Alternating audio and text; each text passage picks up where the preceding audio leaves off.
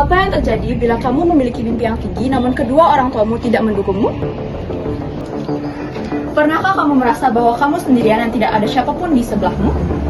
Inilah hal yang dialami oleh seorang gadis muda yang bernama Dara.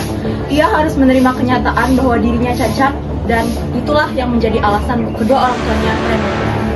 Halo teman-teman semuanya, pada kesempatan ini saya akan membawakan cerita pendek yang berjudul Mimpi Sang Dara. Jalan-jalan ke Banyuwangi. Ayo simak cerita ini. Pagi menjelang saat seorang gadis yang biasa dipanggil dengan nama Dara mulai menjerang air untuk membuat segelas teh panas. Dara ialah gadis yang hidup dengan sejuta mimpi di dalam sebuah rumah berdinding tinggi. Dara merupakan seorang gadis yang tumbuh di dalam keluarga berkecukupan, bahkan bisa dibilang sangat kaya. Namun sayangnya, Dara tidak bisa menopang tubuhnya sendiri tanpa menggunakan bantuan kursi roda, sehingga merasa diacuhkan bahkan saat berada di istana mewah tersebut. Setiap hari, Dara hanya menghabiskan waktunya di dalam kamar dan sesekali mengarahkan kursi rodanya menuju taman. Gadis yang berusia 17 tahun tersebut sangat senang untuk menggambar di taman, guna menghilangkan pikiran buruknya yang menyesali keadaannya. Suatu pagi, Dara jatuh dari kursi rodanya. Namun, tidak ada seorang pun di dalam rumah tersebut mendekat untuk menolongnya. Rasa kecewanya terhadap hal tersebut membuat Dara memiliki kekuatan untuk menggerakkan kursi rodanya ke arah taman, berniat menenangkan diri. Saat sedang terisak di taman, tiba-tiba Dara dihampiri oleh seorang gadis seusianya dengan kondisi yang sama. Gadis tersebut mengulurkan tangan untuk Dara dan mulai menyebutkan namanya, yaitu Hana. Mereka berdua mudah sekali akrab, mungkin karena keduanya saling memiliki kondisi yang sama.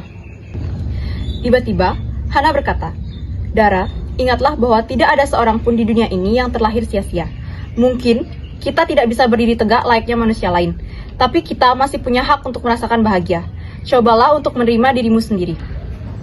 Akhirnya, gadis itu pun pergi meninggalkan Dara. Semenjak pertemuannya di taman dengan Hana, Dara mulai merenungi kata-kata yang diucapkan oleh gadis tersebut. Dara berpikir, bagaimana ia bisa seutuhnya menerima dirinya ketika orang di sekitarnya malah meremehkannya. Dara mencoba mencerna perkataan dari Hana secara perlahan, meskipun seringkali ia menangis ketika teringat kenyataan bahwa ia hanyalah seorang gadis yang diacuhkan. Hal yang dipikirkan oleh Dara adalah bagaimana ia bisa mewujudkan mimpinya dengan kondisi tersebut. Mimpi Dara adalah menjadi seorang pelukis yang karyanya bisa dipajang di dalam pameran besar. Hal yang dilakukan Dara untuk memulainya adalah rajin membuat lukisan.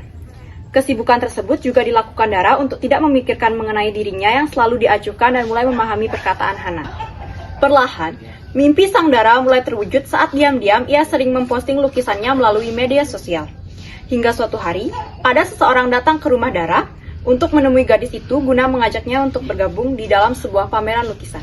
Kedua orang tua Dara terperangah mendengar ucapan pria tersebut, sebab tidak menyangka bahwa Dara, si gadis kursi roda, bisa menghasilkan karya lukisan yang indah.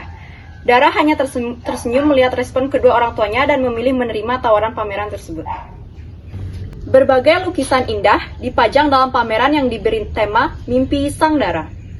Orang tua Dara menghadiri pameran tersebut dan merasa terharu atas pencapaian putrinya, yang selama ini diacuhkannya. Sementara, Dara merasa lega, bisa menerima keadaan fisiknya dan memanfaatkan apa yang dimilikinya. Pesan yang dapat diambil dari cerita ini adalah jangan pernah takut untuk bermimpi, karena mimpi adalah jembatan antara kemarin dan esok. Raihlah mimpi-mimpi tersebut karena itulah kunci dari kesuksesan. Begitulah kisah Dara, semoga dapat memotivasi kalian semua. Thanks for watching, bye-bye!